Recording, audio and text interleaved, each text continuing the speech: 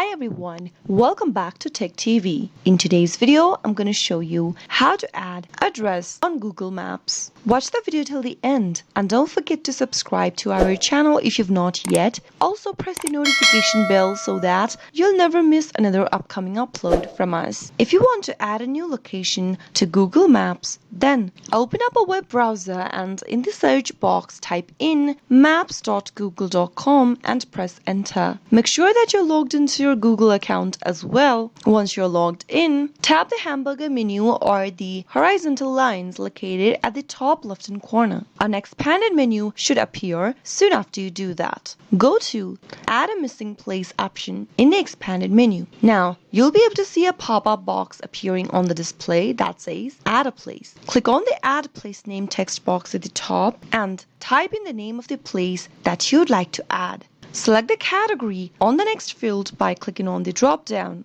You can search for more categories or you can pick one of the categories from the display. Now, enter the street address of the place in the address text box. Make sure that you include the city, state, and zip code if necessary. The more information you provide here, the quicker you'll be able to add a place on Google Maps. Enter some of the non-required information. You can add the following non-essential information about your place. For example, tap the Add Hours box and select the days of the operations. And finally, click on the Save button. Tap into the phone number text box and enter your place's phone number. In the website text box, enter your place's website address. Select opening dates. If you want to add photos of your place, then you can click on Add Photos as well and choose the photos that you want it to appear publicly with your profile name and picture. Finally, click on the Submit button and that way you'll be able to add a place on Google Maps. Pretty simple, isn't it? That is how you can easily do it. I hope you found the video to be helpful.